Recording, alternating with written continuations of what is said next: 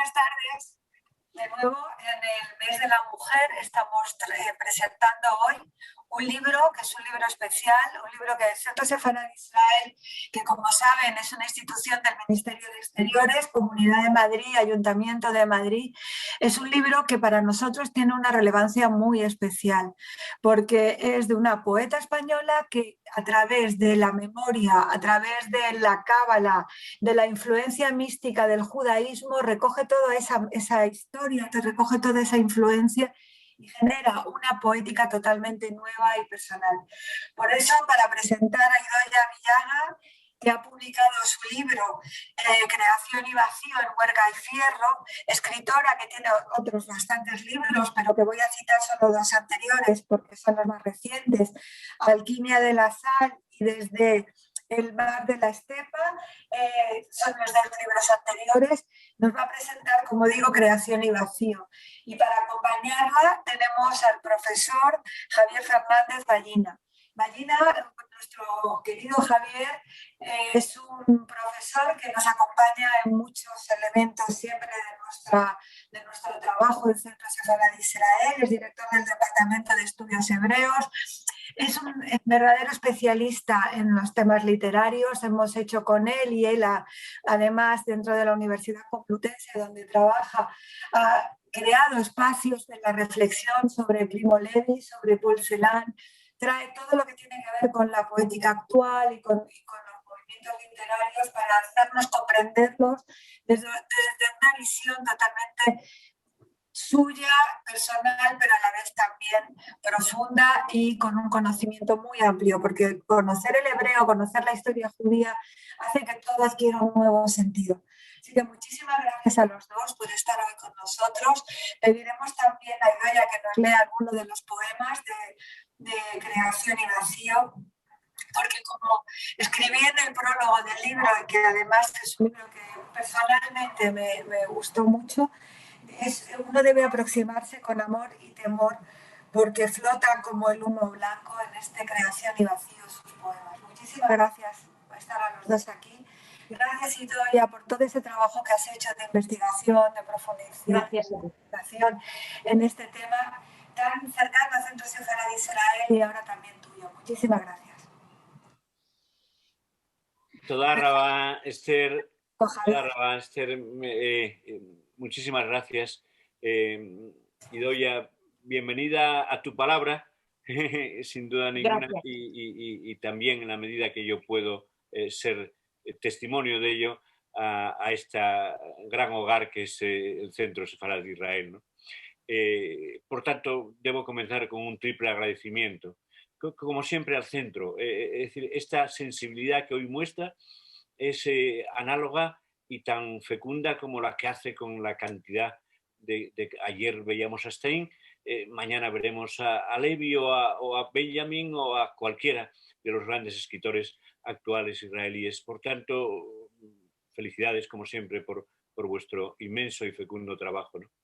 En segundo lugar, a la ocasión de que la poesía vuelva otra vez a estar presente con nosotros y de una manera tan especial como es lo que ha trabajado, ha creado, ha recreado en la doble condición, ¿verdad? Nuestra querida Idoia, ¿no? Hoy se unen en su palabra cábala y su propia creatividad. Se unen en su palabra esa mística profunda que la tradición judía supo expresar en la tradición cabalística y al mismo tiempo la palabra creadora en el propio siglo XXI, ¿no? Y esto es inmensamente grato y para mí un inmenso honor el poder trasladárselo a ustedes, a cada uno de los hombres y mujeres que puedan acercarse a este libro hoy con una proximidad mucho mayor por razones obvias al tener a su autora con nosotros, ¿no? Y en tercer lugar, a la doble condición de mujer y poeta de Idoia, ¿no? Esa doble sensibilidad siempre presente ha podido captar y traernos seguramente lo que muchas historias, muchos ensayos, muchos sesudos libros de investigación, siempre necesarios, por supuesto, ¿no? No alcanzan del todo, que es a la palabra que la trata de renovar desde su propia esencia, ¿no? Y este es el libro de Idoia, ¿no? Este es el libro de creación y vacío. Fíjense ustedes a qué se atreve esta maravillosa mujer, ¿no? Es decir, a de repente ver que eso que el tohu wabohu en hebreo, ¿verdad? Que era ese caos que precedía la creación inmediata, precedía lógicamente y venía del vacío, ¿verdad? Que también expresa esa expresión hebrea, ¿no? Y esa sed de origen de Idoia está presente, si me lo permiten, desde la primera hasta la última palabra, ¿no? Esa identidad de origen que la permite llegar a la mayor modernidad en la expresión que está hablando, ¿no? Y por eso la voz poética acude con una cercanía mayor que nunca en la modernidad, en la incluso posmodernidad que estamos viviendo, a lo inefable, ¿no? Aquel intento de fusión entre palabra de entendimiento y quehacer que define al fin y al cabo la mística y muy singularmente la de la cábala judía, en la que Idoia quiere sumergirse para engendrar una nueva creación, si ustedes me lo permiten, a partir de su palabra, ¿no? Y lo hace desde una, me parece a mí, limpieza excelente, un honesto respeto a esa memoria de la recepción, que no es otra cosa la cábala en su más profunda sentido, ¿verdad? Con una estructura útil y bien construida que entiende cualquiera, aunque lógicamente se necesite una inmersión querida, amplia, abierta y abierta también a lo que insinúa la propia palabra de Idoia para completarla con la propia labor del lector, ¿no? Y pasan por su mundo, ¿verdad? Las grandes tradiciones y problemas, pensamientos, expresiones y, por supuesto, la gran temática mística de la cábala, ¿no? Y ella ha querido justamente hacer 5 libros en su pequeño pero profundísimo libro, ¿no? Al estilo de cómo, en verdad, la propia cábala iba tejiendo su propia estructura, ¿no? El libro primero lo llama ella La gran creación, universo y poesía.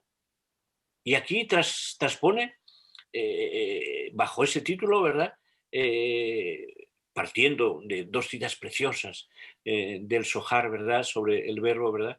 Y otra que recoge y se centra justo en la nada, esa dialéctica enorme a través de 20 poemas donde conceptos, nombres, figuras que evocan el principio creador recreado ahora en una nueva palabra poética, ¿no? Aquí aparecen, ¿verdad?, las grandes palabras y los grandes conceptos del Ensof, del Ejat, del Emet, de la Sejina, del Simsum, que poco a poco quien no los conozca se familiarizará a través de Idoia y quien los conozca descubrirá incluso él, creyendo que sabe una enormidad, una parte de un nuevo mundo que desconocía. El libro segundo es todavía un esfuerzo mayor. La creación humana, desde el náquel hebreo, ¿verdad? La no concepción. Esa dialéctica que tanto le gusta a ella, viajar desde la creación a la nada o desde la nada a la creación. Y así, en también 20 poemas, 20 poemitas, unos más largos, otros más cortos, pero todos caracterizados por esa... nos acerca a la modernidad más cercana, ¿no? No duda el verso, trato de explicar yo en el prólogo, en buscar la belleza de lo perdido, en el recuerdo de lo que no llegó a ser. Lógicamente uno evoca inmediatamente la tragedia de la historia y la memoria judía, y esto es importantísimo a la vez que recoge la propia belleza en su dificultad, ¿no? El tercero se atreve a otro reto aún mayor que ni siquiera, si ustedes me lo permiten, ¿no? Se acercaba la propia cábala en toda su magnificencia, ¿no? La creación artificial, la ciudad y sus perfiles. Y aquí en 19 versos, 19 poemas, perdón, poemitas, como si no quisiera acercarse al 20 por no coger el número mágico, ¿no? Le hace una libertad si cabe mayor, ¿no? Sin renuncia a la evocación común, a la que une e hila el libro, pero que se abre a un tiempo aún mayor, con una intensidad expresiva, un acercamiento al amor que está presente en toda mística, pero que aquí, si ustedes me lo permiten, coge el aire que la ciudad, en lo que significa la modernidad, nos trae, ¿no? Abriendo metáforas preciosas y acercándose a ese, lo dice expresamente, voluntad de abrir márgenes y violentar límites. Fíjense ustedes en qué, al escribir la poesía, ¿no? Fíjense ustedes en qué aparente sencillez se produce la profundidad del concepto y la palabra, ¿no? El cuarto se acerca a la creación de la muerte Gilgul, el hombre del mar. Este libro reúne así, en este capítulo, el mayor número de poemas, ¿verdad? Y la experiencia de la muerte se enseñorea de su escritura en el recuerdo de un padre, en el hombre, general y cercano, en el mar que lo recogió. Y sobre su rostro se deslizan también la mirada de la expresividad de imágenes, evocaciones y pensamientos que se aproximan más a la mirada moderna que a la tradición mística, que eso sí, merodea en un meandroso Gilgul, reencarnación, ¿verdad?, para explorar radiante en el Tikkun Olam, en ese cierre, ¿verdad?, del último poema de esta sección. Ningún mejor homenaje a quien expresa algo tan profundo, sentido y seguramente también esperado o deseado. Y cierra el libro quinto, la creación desde dentro, desde la recepción sustancial de la cábala, ¿no?, con 4 poemas, si me lo permiten, mayores lógicamente en extensión, pero también en profundidad, ya por fortuna sin número, como si quisiera ella abarcar en no número toda la numerología que había expresado la tradición cabalística, ¿no? El primero como un pórtico excelente a la mística judía, y los siguientes dedicados a alguna de sus grandes corrientes, direcciones, expresiones que conocemos en el gran edificio cabalístico judío, ¿no?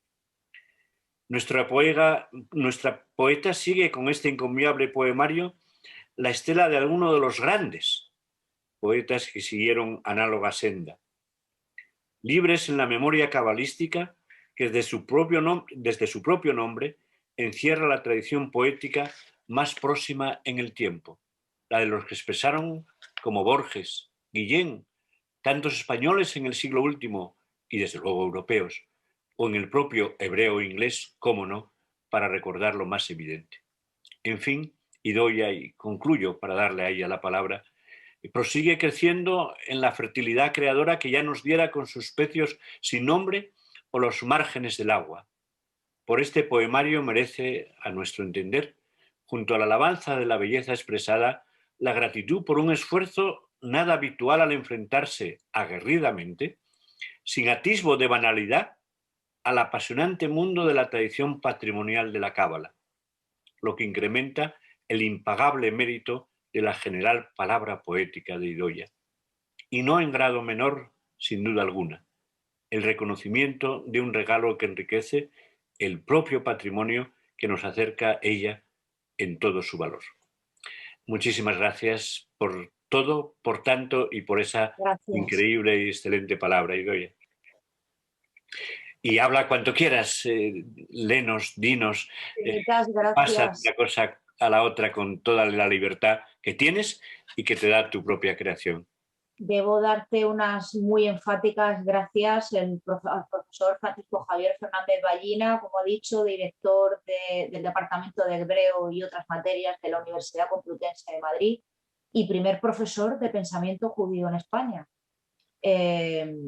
Bueno, además has tenido la gentileza de realizar una excelente introducción crítica que tiene ese sesgo crítico que le da una seriedad y una calidad óptima y al mismo tiempo un punto de divulgación que, bueno, que has de saber que muchísimos lectores me han dicho, oye, me ha encantado el prólogo y la introducción porque es una clave de lectura excelente y el prólogo de Esther Bendaham ha gustado muchísimo también. Muchas gracias por tu presencia. Muchísimas gracias a la Casa Sefarad Israel de Madrid y en su nombre a Esther Bendaham, imprescindible gestora cultural y notable narradora, poeta, ensayista. quien ha tenido también la generosidad de hacerme un prólogo, que es un excelente texto lírico, exquisito, y que agradezco infinitamente. Y bueno, debo dar, por supuesto, las gracias a Huelga y Fierro, que es quien ha publicado el libro hace escasos meses, y especialmente a los responsables de la colección, Enrique Villagrasa y Óscar Ayala, pues por el rigor con el que llega la colección y yo diría que con excelente gusto, una colección que, bueno, para mí es un privilegio figurar entre autores como Leopoldo María Panero, Alejandro Céspedes o Beatriz Russo, o sea que muchísimas gracias. Bueno, Creación y Vacío no podría dar cabida a la infinidad de símbolos místicos ni a la totalidad de obras ni grandes pensadores judíos que ha ofrecido nuestra cultura. Debo pedir perdón, pues, a vivos y a muertos por el sinfín de ausencias de las que no he podido ocuparme aquí por razones de desconocimiento, seguramente en unos casos, y por razones de la extensión del género lírico al que pertenece la obra. También quisiera expresar mi absoluto respeto a la comunidad judía en España, pensadores y fieles, de quienes espero consideren mi libro como lo que es, una muy humilde aportación realizada desde un muy arduo estudio de la Cábala y desde el más absoluto y devoto respeto por sus textos sagrados. Y pido mis disculpas igualmente por una posible inadecuada pronunciación de los conceptos citados en hebreo, pues de algún poema que cito. En lo que se refiere a las motivaciones de este libro, puedo compartir que hace unos años, al cumplir yo los 40 y semanas después del fallecimiento de mi padre, pues me interesé por mis orígenes. Y al investigar genéticamente, pues descubrí que cerca de la mitad de mis genes son de origen judío, son judíos. Entonces, al realizar una revisión histórica de la historia del pueblo judío en la península ibérica, empiezo a descubrir pues, que importantes universidades como la Pompeu Fabra o la de Leicester afirman y atestiguan que los españoles poseemos el doble de genes judíos que árabes. Me sobrecoge la falta de asimilación de esta idea por parte de los ciudadanos españoles. Y porque vivimos en un país donde tanta gente dice, sí, nosotros que somos medio moros, yo que soy medio moro, pero la gente habla del pueblo, los judíos, el pueblo judío, en tercera persona. Una cosa que me sobrecogió al reflexionar sobre ello, como si los judíos hubieran ido todos en 1492 después de la expulsión, como si acaso no descendiéramos casi todos de los judíos de Sefarad. Realizo una asimilación de esta idea y bueno, pues reparo en que esta realidad no figura en los libros de enseñanza secundaria, a pesar de que hay unos ciertos núcleos universitarios y a pesar de la institucionalidad del estudio de la cultura hebrea a través de estos pequeños núcleos universitarios, uno de los cuales pertenece y dirige el profesor Fernández Ballina, pues en general vemos que institucionalmente el sistema educativo español no da debida cuenta de estos orígenes del pueblo judío. No olvidemos pues, que la cultura judía llega a nuestra península incluso antes que la romana, antes de Cristo. Se han encontrado restos arqueológicos con inscripciones hebreas del siglo IV y III antes de Cristo y otros anteriores, aunque más dudosos, en Cádiz. Es curioso el esfuerzo de algunos historiadores, sobre todo decimonónicos, por retrasar la llegada de los judíos a España después de Cristo. Al principio, ingenuamente, no terminaba de entender hasta que ya descubro que hay historiadores que sugieren que eso es para que tampoco los judíos de Sefarad puedan ser exculpados de la responsabilidad de la muerte de Jesucristo. Claro, si ellos habían llegado antes de Jesucristo, los de Sefarad, los sefardíes, no tenían culpa de su muerte. Es curioso, una cantidad de historiadores católicos realizan un gran esfuerzo por retrasar esa fecha a que llegaron después del nacimiento de Cristo, cuando se ha demostrado históricamente que no es así. Por otra parte, no se incide suficientemente en los centenares, cuando me pongo a descubrir docenas y docenas y docenas, varios centenares de apellidos españoles que no son ni más ni menos que transliteraciones fonéticas o adaptaciones de apellidos judíos. Cosa que voy diciendo constantemente en reuniones con amigos y que hay un desconocimiento absoluto. Los apellidos toponímicos, los de color. Descubro que los dos apellidos judíos de mis dos abuelas maternas. Bueno, este descubrimiento de mis orígenes parciales me provoca un sentimiento de deuda hacia el pueblo judío, hacia mis orígenes.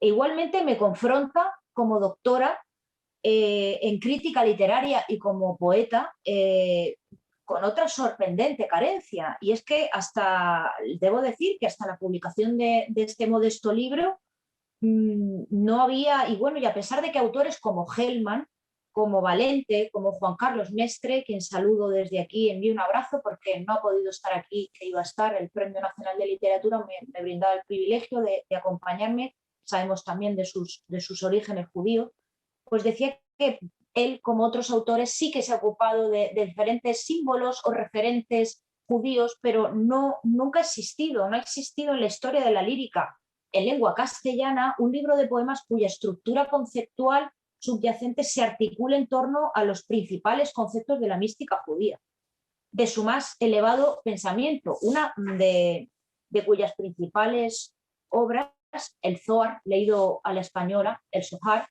fue escrita aquí por Moshe de León y adquirió desde Sefarad una decisiva influencia en el pensamiento judío occidental y una gran proyección universal. Bueno, como provengo de una tradición formativa académica, yo me doctoré en teoría de la literatura, que está muy vinculada a la filosofía, pues comencé a estudiar con gran gozo la mística judía y ello me produjo un fuerte impacto en mi vida espiritual. Asimismo, la lectura de los grandes textos y maestros me ha permitido siquiera realizar pues, en creación y vacío un intento de paliar esta carencia lírica histórica de la tradición hispana al proporcionar un ropaje conceptual de mística judía a los temas que tratan este libro, que no son ni más ni menos que los grandes temas de la vida, la muerte del padre, el vacío, la creación, la maternidad o la no maternidad. Y bueno, pues si os parece, voy a recitar algunos poemas y voy a empezar pues estos más específicos dedicados a la mística, que son 4 poemas, voy a recitar 2 de ellos. Están dedicados a la mística de la Merkabá, a la extática o la profética. La cábala de la Merkabá o del trono, aquí se dan cabida a algunos de los textos más primitivos del misticismo judío. Tenida por segunda cábala por ser más descriptiva que especulativa y de menor proyección que otras formas más elevadas de la cábala, como la profética o estática. Quisiera subrayar aquí el más elevado sentido que le da a la Merkabá como término, es decir, categorialmente. Mario Saban, en su excepcional estudio La Cábala, Psicología del Misticismo Judío, un libro excelente. Bueno, el poema va precedido de una cita del libro de Ezequiel, que sabéis, junto con el libro de Enoch, que es uno de los libros fundamentales dentro de esta tradición mística.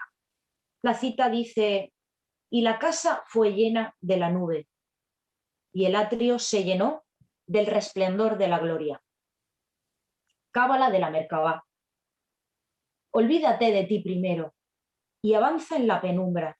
Uno a uno atraviesa los cielos con la palabra escondida en la mano. Entrega el sello de los arcontes. Elude los mármoles de engaño. No quieras ver millares de olas en su falso esplendor. Supera los trucos de Domiel y Catspiel, los ángeles del Palacio Sexto, y en el séptimo hallarás el trono.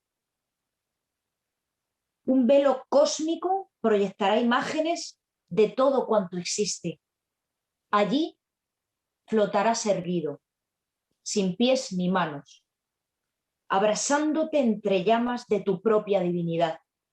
Flotarás sobre el fondo del fondo, en el centro del todo y de la nada. Sobre el origen mismo, sobre ti serás luz.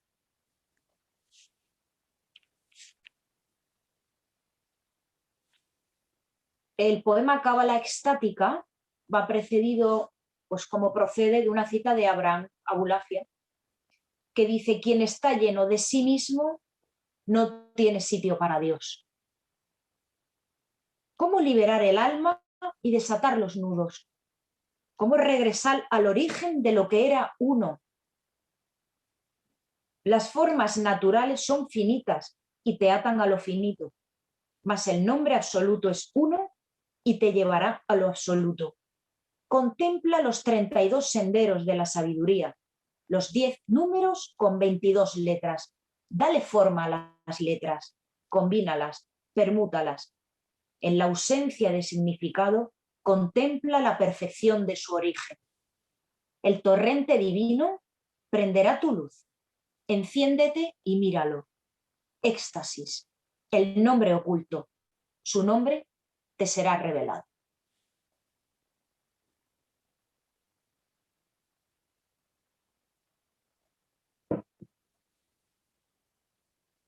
Voy a suprimir por su extensión y la complejidad del poema el dedicado a la cábala profética, que debe ser leído en el libro, porque bueno, hay muchas referencias a las sefirot y es más complejo. Voy a leer ahora unos pocos de la parte dedicada a la creación y reproduzco las citas que la enmarcan y preceden. Del Zohar, la primera. Y dijo Dios, Wayomer Elohim, es decir, Dios se manifiesta bajo la forma del verbo. La luz fue el punto de partida de la creación, producto del verbo. Dios crea mediante la palabra, acto que supone la materialización de lo que ya existía en forma de pensamiento, en el seno de la sabiduría divina. La otra cita es de Asriel de Gerona. Quien produce ser de la nada no por ello queda con falta de algo, pues el ser está en la nada al modo de la nada, y la nada es el ser al modo del ser.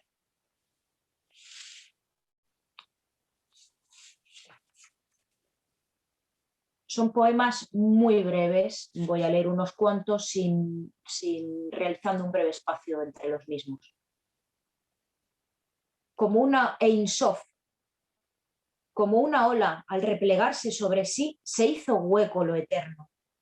La energía se hizo hendidura, una oquedad fértil, matriz del universo.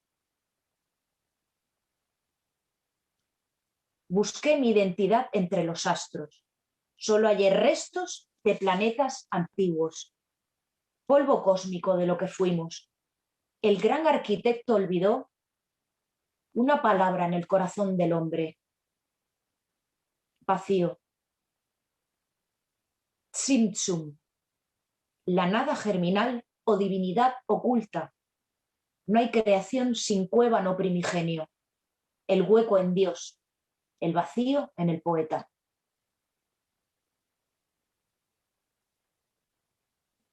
Ex nihilo. Vibración en la cavidad del uno. Femineidad Shejina. Desde la nada a la existencia, el ser cruza un útero siempre.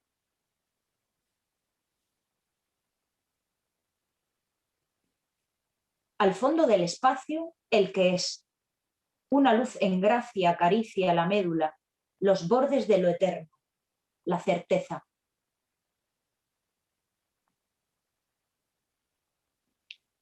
Una prosa poética que se llama Prosa del condenado.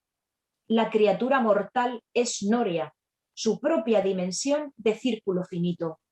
Poco sabe de lo eterno, mas vive con su olor, metálica ceniza y mercurio mojando el paladar de la certeza. Polvo encarnado que aún piensa y camina, así el hombre. Tikkun Olam, reparar el mundo. Así el poeta recoge aterido el verbo y remeda formas, perfiles, briznas de lo eterno. La palabra es carne y Dios su idea.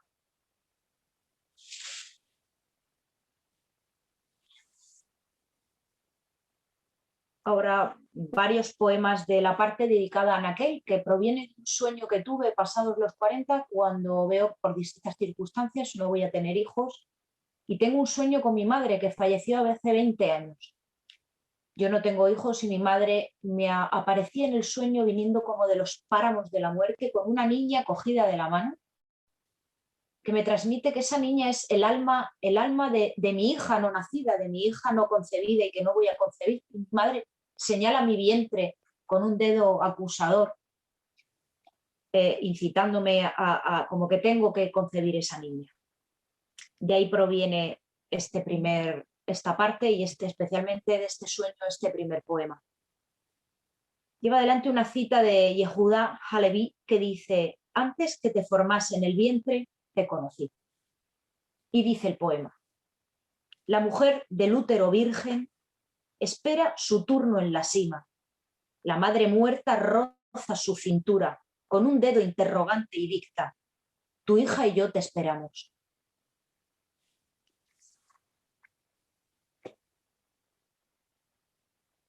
La niña Nakel, las piedras de sus ojos sostienen planetas helados.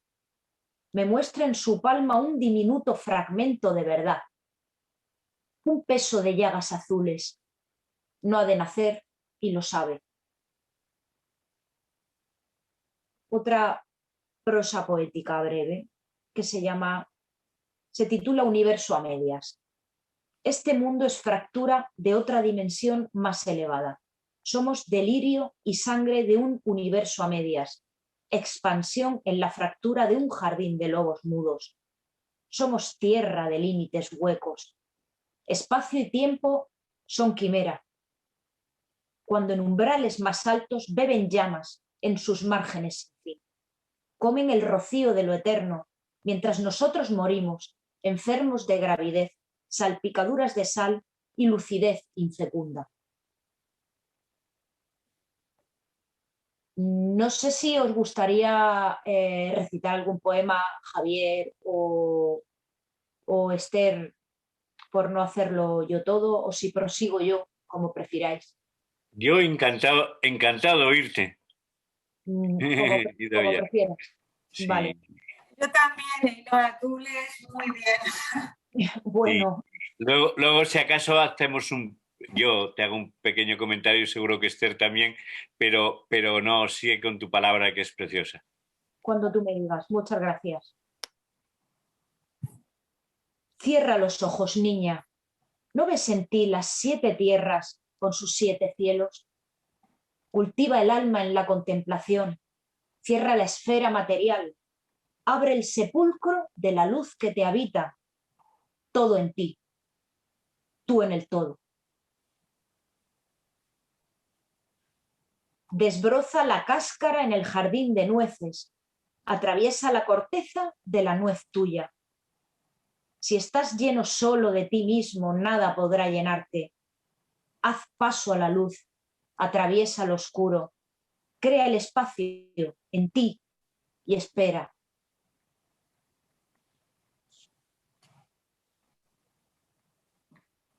Un único poema he querido dedicar al amor en todo el libro. Es un poema que es un homenaje a Amor más allá de la muerte de Quevedo y bueno, creo que el amor todo lo conecta, repara y purifica y es el milagro de lo cotidiano y sigue siendo el milagro que vivimos cotidianamente. Vertical en la intemperie. En el erial eterno de la muerte, mi amor será una estaca de madera clavada vertical en la intemperie. Cuando la bruma débil la ilumine, el trazo de su sombra alargará, remoto, su reflejo al infinito. Mi amor te seguirá, una sombra mansa que abandone la ciudad soñando tus tobillos tan livianos. Por más lejos que vayas en tu muerte, mi sombra será sombra de tus restos, mis yemas serán cauce de tu alma, mi piel la senda firme hacia tu cuerpo.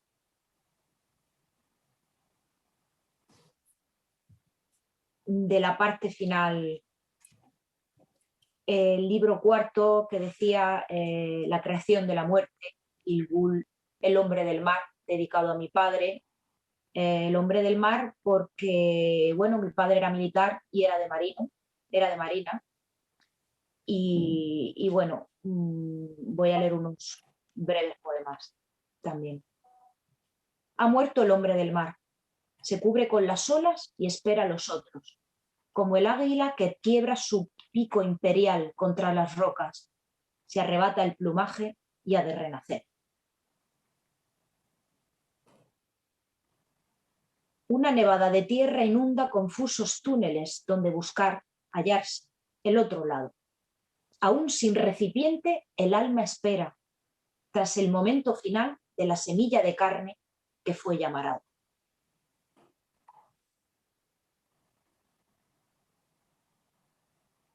De cara al infinito, la carne se hace tierra y flores e insectos pueblan tu sangre. El hielo de la verdad ha mojado tus ganas y extiendes tu fulgor sobre las piedras del río. El mar absorberá tu sombra. No debes cerrar las alas, padre. Otro cuerpo te espera.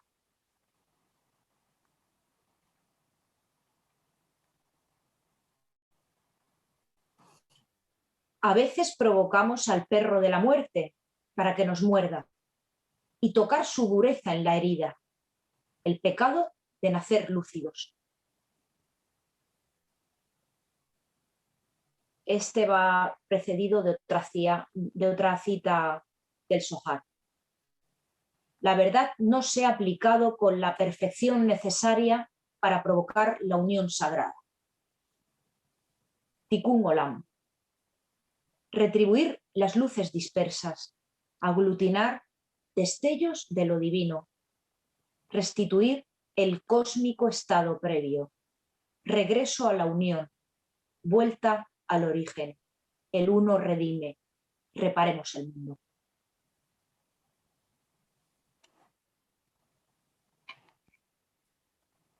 El hálito como un fiordo hacia adentro. El dolor nos empobrece. Levántate y parte el hielo en trozos minúsculos. Fúndelos bajo la lengua del corazón.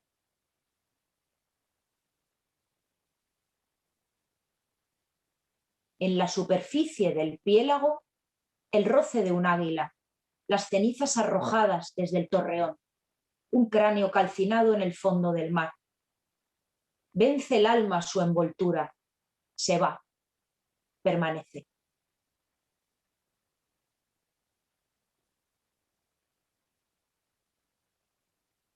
Ruidos de pisadas en carrera, pies febriles sobre la muerte. Los que llegan sin ánima sienten pavor de lo eterno.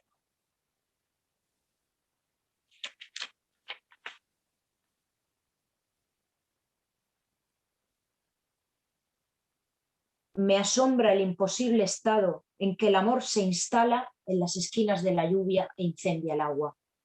Llega tu rostro, hoja en raro temblor, protección de mis estambres. Bueno, pues no sé si queréis leer algún poema o hacer algún comentario o... Esther, yo creo que nos debes decir una palabra seguramente preciosa como siempre, no solo porque ya la expresas por escrito en ese prólogo precioso, sino porque seguro que tu comentario será fecundo y feliz. Bueno, yo sinceramente lo que después de escuchar es que te deja en un silencio, ¿no? En ese silencio que tiene que ver con el preámbulo para el pensamiento. Yo creo que eso es lo que todos nuestros acompañantes de esta tarde pueden sentir ante estos poemas. O sea, no hay forma tampoco. Aparte, ella lo liga también con lo gráfico, con lo personal, con el sueño. Hay algo también de esa historia biográfica que es muy difícil de poder comentar fuera del poema, porque hay algo interno y profundo. Entonces, yo creo que simplemente aconsejar la lectura de este libro, porque es un libro que tiene mucho que ver con nuestro tiempo. Cuando estamos hablando de reparación, cuando estamos hablando de tikkun, estamos viviendo una situación, como dicen muchos gente que está en el mundo más espiritual o incluso científicos. El mundo nos está hablando y nos está diciendo algo. Una forma de escucharlo es el poema. Los poemas que salgan, los poemas que son escritos, tienen un eco del mundo que nos están diciendo algo profundo y algo que tenemos que escuchar. Y en este tiempo que estamos viviendo de cierre, de problemas que no nos afectan solo a uno, sino que son globales, que impiden viajes, que impiden bienestar a las familias. Yo creo que es el momento precisamente de esa reparación de la que nos está hablando Idoia, que nos está hablando de reparación, de encuentro con lo humano, con el vacío. Entonces, yo creo que estos poemas están muy bien para leerlos y escucharlos en silencio, porque estamos viviendo una situación donde estos poemas van a reflejarse y van a tener un doble eco. Entonces, simplemente decir que los leamos y que escuchemos, ¿no? Y que escuchemos el mundo que nos está hablando hoy, porque algo nos está diciendo. Yo no soy capaz de traducir lo que escucho del mundo en palabras, pero sí decir que hay algo que nos está invocando, ¿no? No sé si piensas lo mismo, Javier, porque estamos viviendo una situación totalmente singular y acompañado precisamente de la mística, de la cábala y sobre todo de este libro que nos toca hoy, es fundamental. Sin duda, Esther, la reflexión que acabas de hacer está llenando quizá de poesía una especie de olvido que teníamos que reparar, ¿no? Es decir, muchas veces hablamos de la memoria en general, de la memoria que tiene relación con la historia y quizá olvidamos cómo en la poesía encierra esa parte de la vida que ahora tanto echamos de menos porque lógicamente se presenta como ausencia, ¿no? Entonces el leer en general poesía y leer alguna como esta, ¿no? Que te obliga a la reflexión al tiempo que vives el disfrute, ¿no? Esto es una cosa majestuosa en general de la poesía cuando se acerca a esta palabra creadora con sentido, ¿no? Y qué bonito es que sea expresión de este tiempo duro, de este destiempo casi, ¿no? De esta especie de distopía general que estamos sufriendo, viviendo, ¿no? Pero quizá con una cierta conciencia de esperanza. Y en ese sentido la reparación, ¿verdad? Que la cábala pedía al reunir otra vez todas las chispas, ¿verdad? Del universo que están ahí padeciendo su sufrimiento, encuentre un halo de esperanza que expresa y que se anticipa como casi siempre, siendo profética la propia profecía, ¿no? Y al escucharla ahora a Idoia, pensaba que le aconsejo al lector que lea algunos poemas más de una vez y sobre todo que una unos y otros.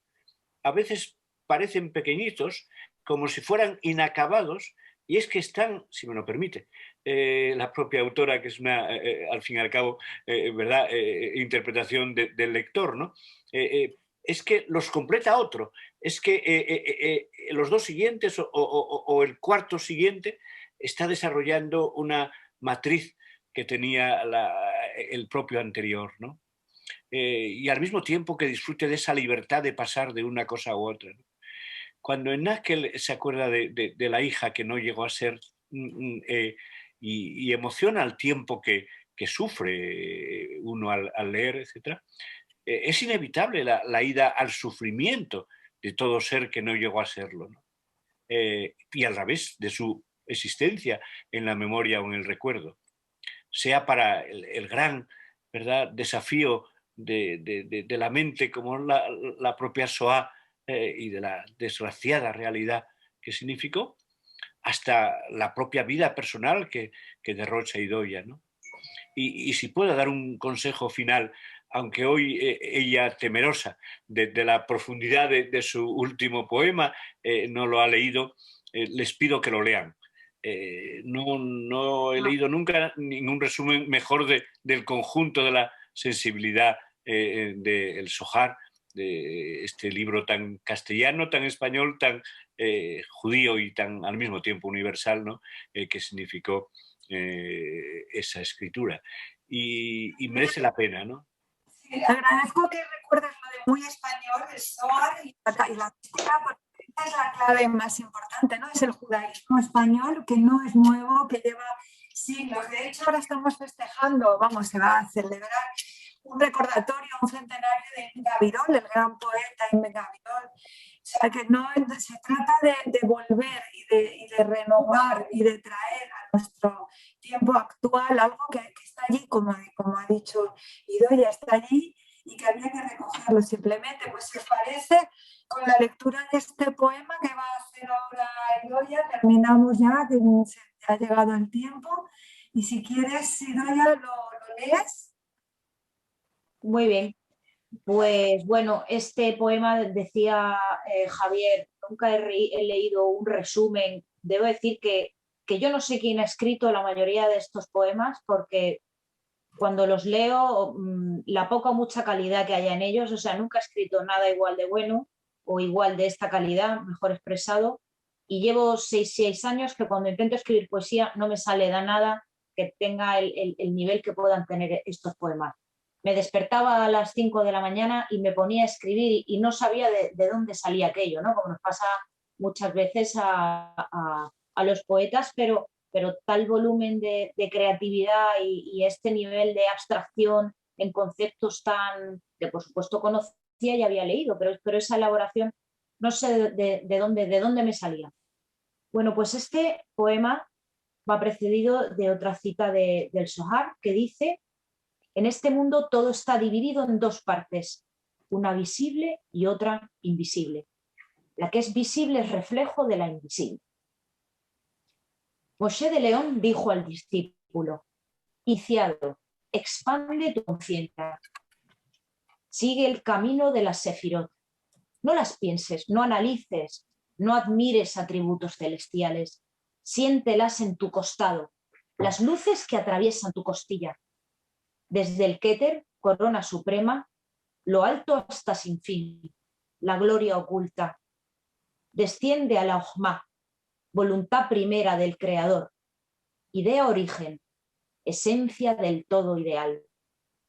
Mas llega a la Biná y el todo se diferencia, aún en él, que contempla lo creado muy dentro de sí mismo. Estas tres moradas abren otras puertas sucesivas: Gesed, amor o misericordia, necesaria guía del bien, poder o juicio severo que desemboca en mal si se aparta del amor. Rahamín o Tiferet, su compasión más pura, belleza, balanza entre juicio y amor, equilibrio necesario. En Netzha verás la paciencia y en Jod su majestad. Yesod, base o fundamento de todas sus fuerzas activas, escalera invertida de la que emanan palacios. Y Malyut, su reino místico. Shejinah, que es su princesa, mundo enfermo de los hombres que hemos de reparar para volver al origen de lo perfecto absoluto, regreso precósmico y místico al todo espiritual. Infinitas gracias, un privilegio y un orgullo conversar con ustedes y gracias por su tiempo. Muchísimas gracias.